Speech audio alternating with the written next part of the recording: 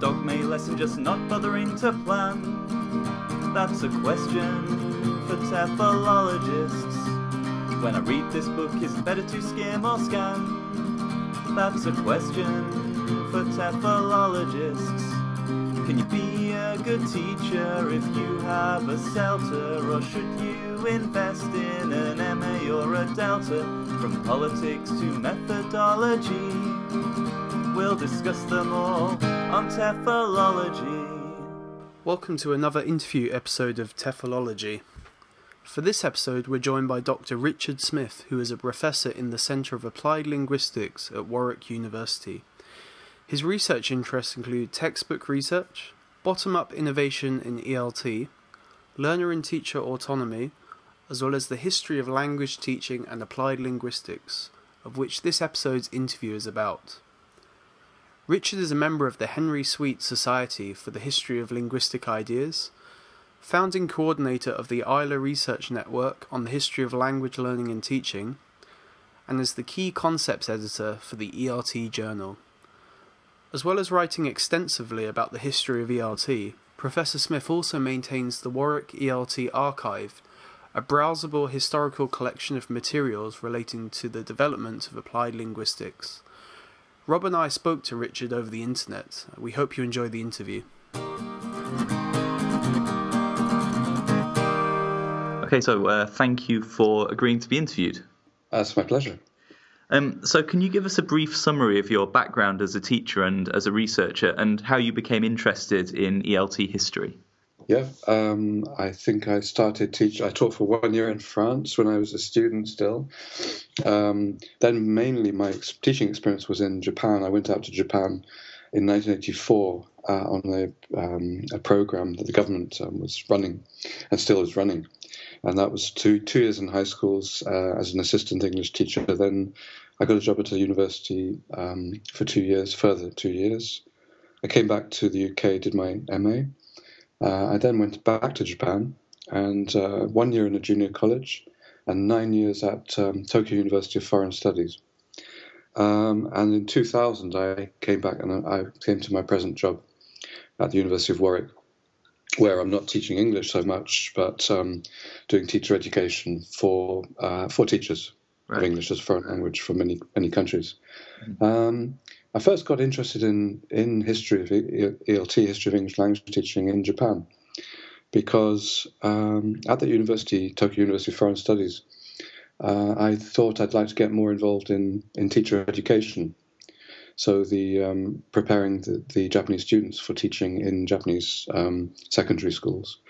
And I talked to the professor at the time, who was Professor Wakabayashi Shunsuke, well known in Japan, unfortunately passed away a few years ago, about that. And he said to me, well, you native speakers, teachers basically, don't know very much about your own history of English language teaching. And I had to think about that and confess that I didn't know that much. And he was talking to me about somebody called Harold Palmer, who had been in Japan from 1923 until I think 1936. And I didn't know much about him. I could see that he was very influential still on this particular group of teacher educators who were associated with something called the Institute for Research in Language Teaching, based in Tokyo, of which the Professor Wakabayashi was a leading member. Mm-hmm.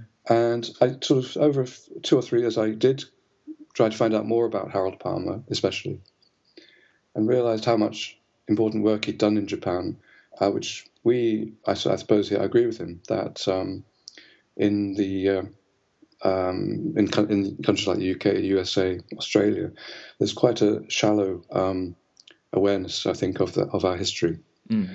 And as I got to know more about him, I realized how the way of doing teacher education in that particular university was quite influenced by Harold Palmer's work. And what I started to like about it was the way that it had been appropriated by Japanese teachers, and that in fact during his time in Japan, those 13 years he spent in Japan, that Palmer had started to adapt his methodology to the Japanese secondary school context, which is exactly what I was hoping to do. Mm.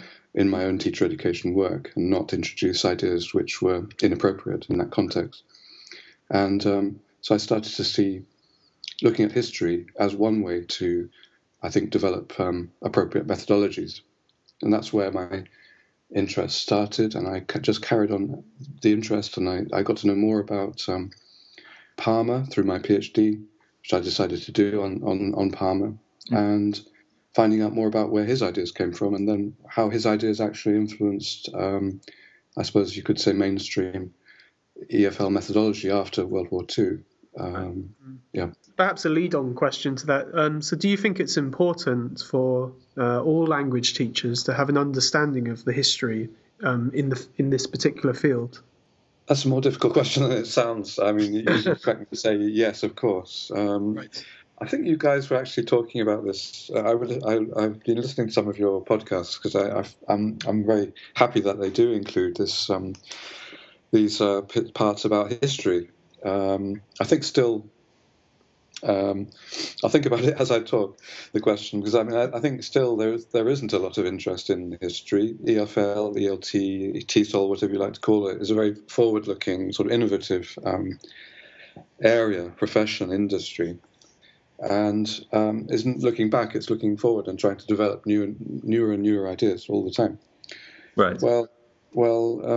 So whenever I hear that somebody is interested in history, I'm very happy, and that's why we've got in touch, and why I've got in touch with you in a way, as well. And so I feel. Let me answer it this way: in my own search at that time in my career for trying to do something in Japan in a context which is, of course, quite different from language schools in the UK, etc. I did find that a way of getting perspective on what I could be doing, which would be appropriate to that context. Yeah.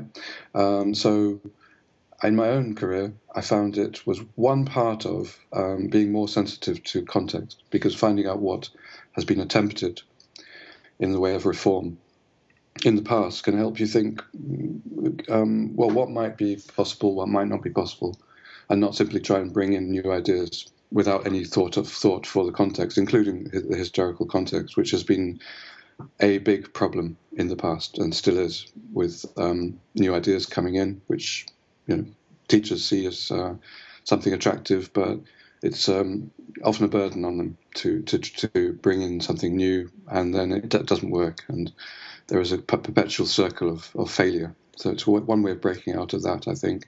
That's in a very general way.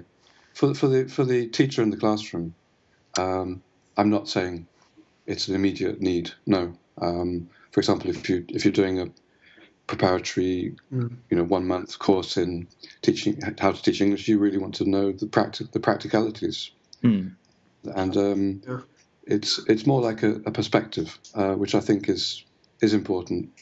I have to say yes. I think it's important. Right. But not in an immediately sort of direct, practical way in terms of what you're going to do on Monday morning. Yeah. Well, perhaps thinking about the classroom, the history of ELT methods and approaches is often presented as this kind of linear narrative, moving from grammar translation to audiolingualism and so on. Do you see it as being linear, or do you see it as being more circular, things recurring over history? Yes. I think both of them are in a way metaphors, and neither of them are perfect, because I think I especially dislike actually the way that methods are presented as discrete, sort of separate packages. Let's say community languages. There's this package, and then a recipe almost that you should do things in this way, and then it's audiolingualism seen as this package which we've thrown away. It's old-fashioned. But things have never been like that in reality. Teachers have never taught according to a whole recipe. They've tended to mix and match different ideas from different places. Yeah. When I say they, we have to think, well, where are we talking about? I think the majority of teachers in the world haven't actually been touched by this procession of methods that we're presented with in books. Things of, if we start to look at the realities of teaching and not just the mythology, which I think it is, that you've been talking about, then and I really think we do need to look more at the realities of what goes on in classrooms, and not be deceived that the past has been as it's presented in terms of this procession of methods. In fact, things probably have not changed very much in many contexts, right? Especially if we're thinking about secondary and primary teaching around the world. Yeah. So there's the other myth, well, not a myth so much as another idea of what's happened in the past, which is that we never invent anything new. It's almost an opposite metaphor, that instead of things always changing and always developing up until the present time, where this is the best time there's ever been, which you could call a kind of progressivist mythology. The present is the best, and the past is old-fashioned and to be thrown away. Which I think we should get beyond and start to think that there might have been good things in the past that we could rediscover. But apart from that, the opposite almost is to say, well, there's never anything new, and everything that we talk about now as new has actually been invented in the past. So we're reinventing the wheel. Well, I don't believe that either. Things do change. If something seems like something that similar to something that happened in the past, for example, there was a lot of what you might call communicative language teaching going on in the sense of people being encouraged to engage in conversation with a teacher, let's say in the classroom. There was a lot of that going on, even within the teaching of Latin, way back. Right. And it was then in schools, at least, superseded by a focus on explicit grammar learning with rules and learning word lists, which we sort of think is not the way we should do things. But so that in a way, it's come back to full circle to more interaction in the classroom. But it's different. It's not. We're not living in the same world. It's a different form of interaction. And so I think it's worth knowing that people in the past did have similar ideas. Yeah. But at the same time, we have to think of things not just from our perspective and think, oh, it's all been done before. Right. I see. So perhaps another question leading on from that. So the history of ELT is often presented from a Western perspective. Maybe to use the quote, history is always written by the winners, this kind of notion. So do you think there are different interpreters of ELT history from different global perspectives, perhaps? Yes, of course. And I think I'm beginning to realize that actually there are people interested in the history of language teaching in their own countries, and probably publishing in researching with sources from their own languages and publishing in their own languages, which I don't know about, and you and I don't know about, but which does exist. So I'm not quite sure that all history has been written from the Western perspective. I mean, I think we're trying to find out now with colleagues what has been done. For example, I've been finding out about work that's been done in India in relation to the teaching of not only English but other languages. So there has been work going on, but when we're talking about the books published by OUP and CUP and Longman, etc., the history there is presented maybe I'd say more from a European perspective, because there's in a very good book, for example, is a history of English language teaching by A.P.R. Howard, my supervisor in Edinburgh, and published by Oxford University Press. I think it's still the best book on the history of English language teaching, published in English, and published in the UK or the USA or Australia. So yeah, he takes I'd say a European perspective and confesses that he doesn't, we can't ever know everything that's been going on in the world. So, for example, he recognises that more research needs to be done about history of English teaching in the Empire, in the British Empire before independence, and that's starting to be done. So, yeah, definitely, I would say research needs to be done by people from the country, different countries around the world, and those histories are all going to be different. They're not going to follow the same standard mythology pattern. Right. So you recently started a new ILA group called the History of Language Learning and Teaching. Can you explain a little about the goals of that group? One goal is to, there may be a rising interest in research into the history of language teaching, not just English teaching. And it's to bring people who are interested in that field, especially from the point of view of researching it, and together. So one part of it is to link up students doing PhD research, students who are doing research in fields of history of not just English teaching actually, but language teaching, together in a Facebook group. And it's been coming out of a project that I had with Nicola McClelland at the University of Nottingham. It was focused mainly on the history of modern language teaching in the UK. Right. Not very much research going on, but then bringing insights from people in France and in Germany who are doing research in the history of, for example, English teaching in Germany. So that's one case actually where there is some research that's been going on, but it's been published in German. Right. And it doesn't follow this sort of mythology of methods approach. It's looking at textbooks and what textbooks show us about changes and in that social context. Can I just mention also that there has been a lot done in Japan of research on the history of English teaching, published in Japanese mainly. Right. So it's a way of bringing together people who have been relatively sort of isolated together in a network. Maybe a conference every year, which if they can afford it, they can come and present about. Yeah, it's got a website at the moment, which is Holt. We're calling it HoltNet, which is History of Language Learning and Teaching.net, and that's actually the website address as well. Right. Can I repeat that? Sure. HOLLT.net. Mm-hmm. That's the website, and as you see, if you go there at the moment, there's not much there. We'd like to put resources for people interested in this area. Mm. There is a way of joining the Facebook group or joining another social network. So just to keep in touch and to develop this what I think is an exciting area of research. Okay. I hope you guys will join. We'll do our best. You mentioned just then some research that's been carried out into textbooks.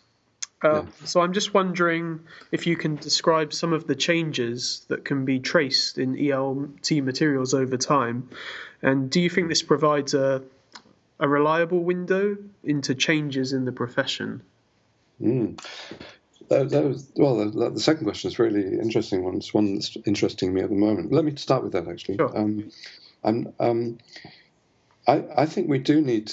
I think it's from a researcher's point of view, but I hope from the point of view of interest to teachers and practitioners, because for me, after all, in the end, this is all to do with that and to do with enhancing teacher training, enhancing teacher education. I think it would be useful to know more about what teachers have actually done in the past in the classroom, teachers, and what learners have done to learn languages.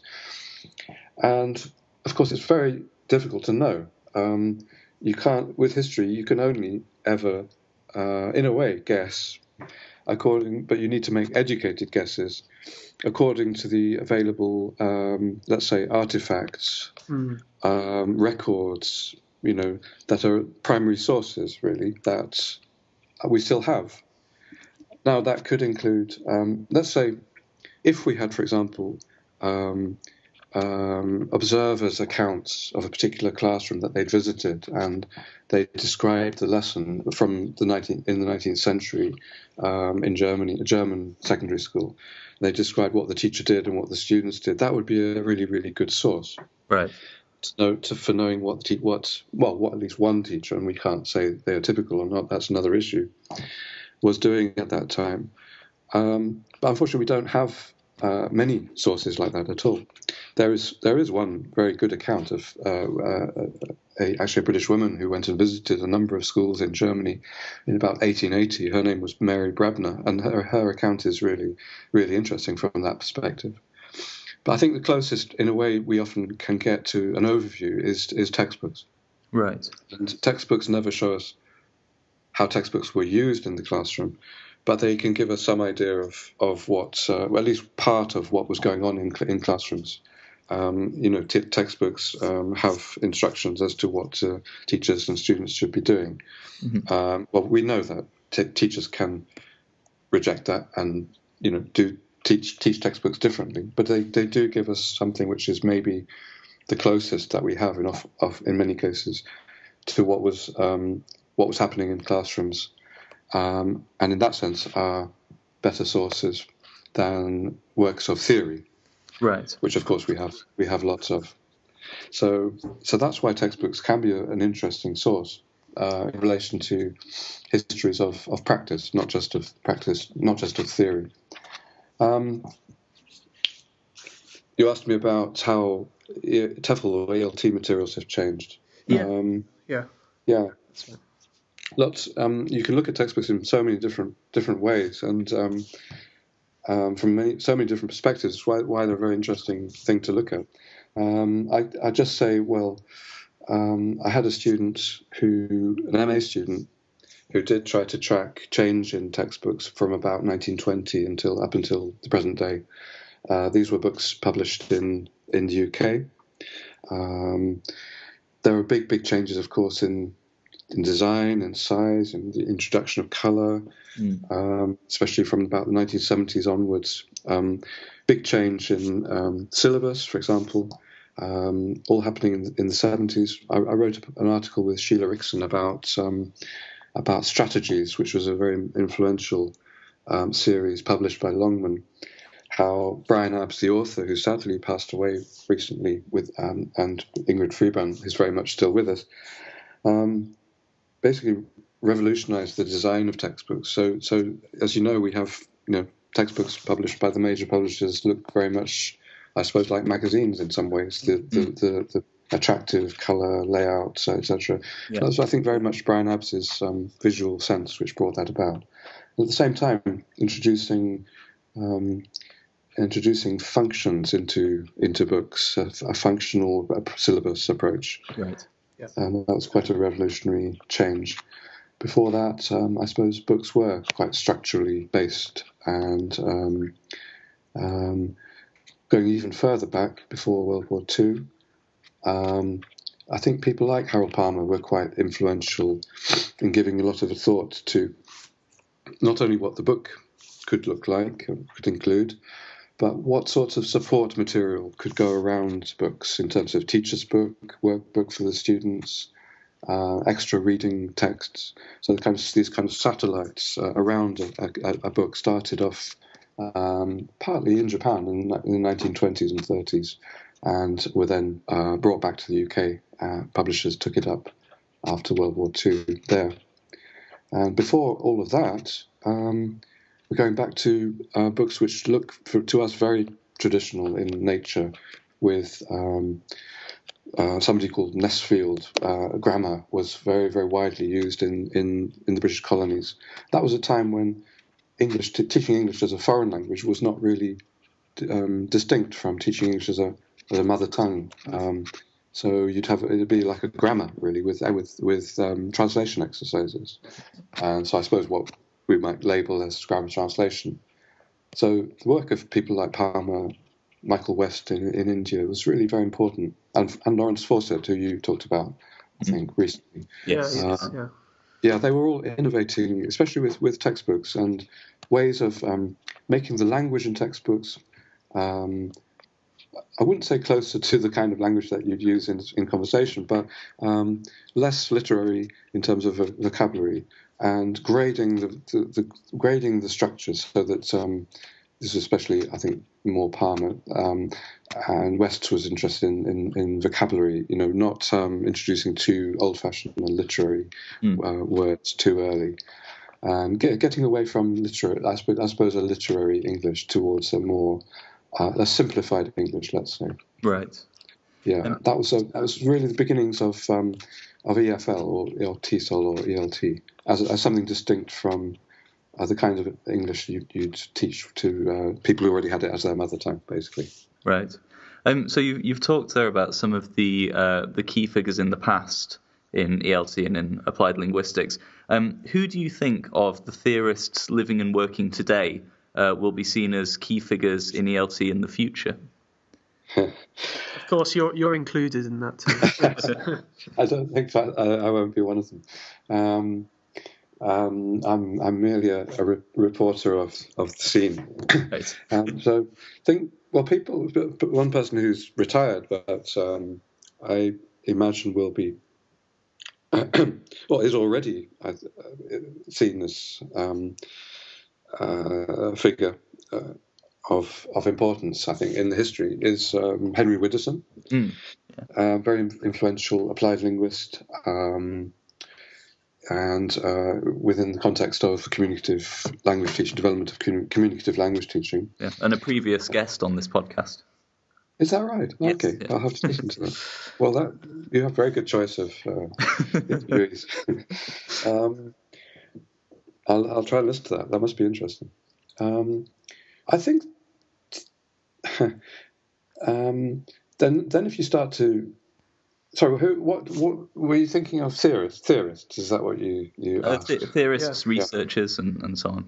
Theorists, research, and so on. I am interested in writing and researching the relatively recent history. Mm-hmm.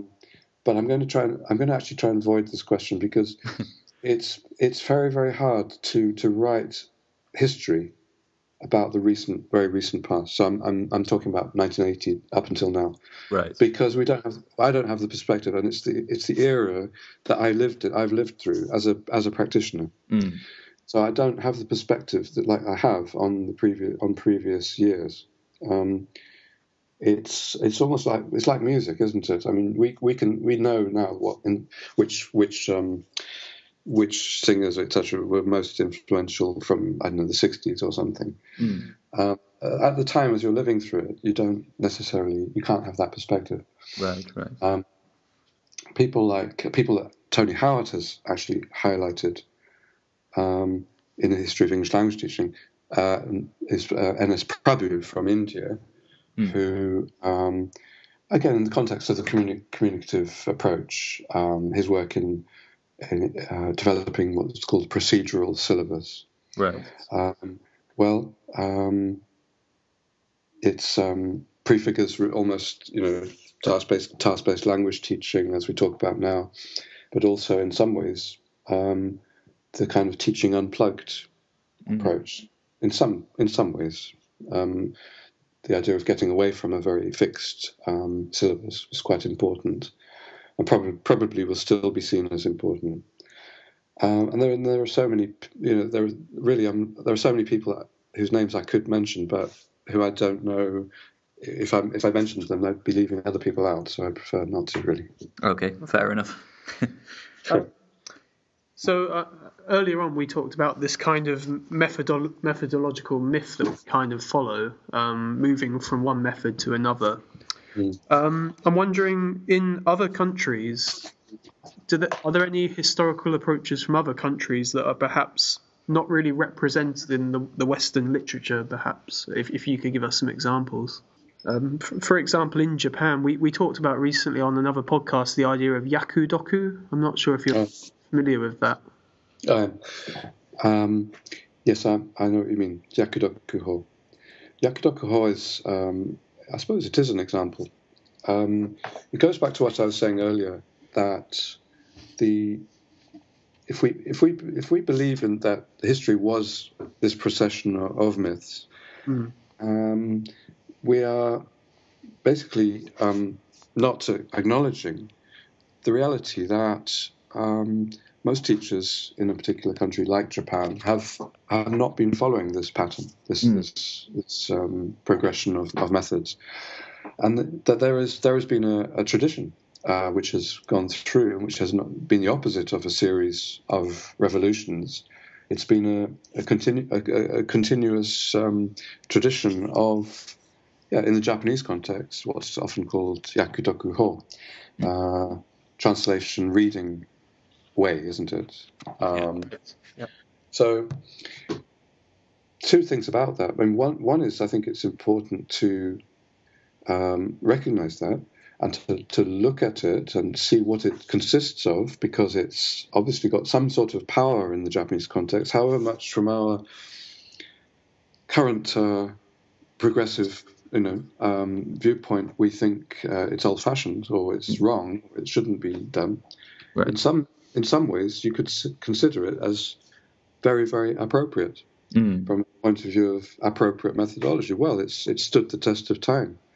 It's something which teachers themselves have followed, resisting what they are told to do with the latest fashions, or at least building new ideas into this continuity.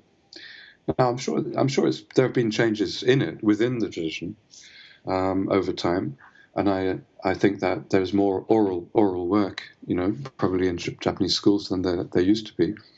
But especially, I guess, at secondary school level, senior high school level in Japan, you can tell me probably there is still quite a lot of translation of English into Japanese going on. Yes. Yeah.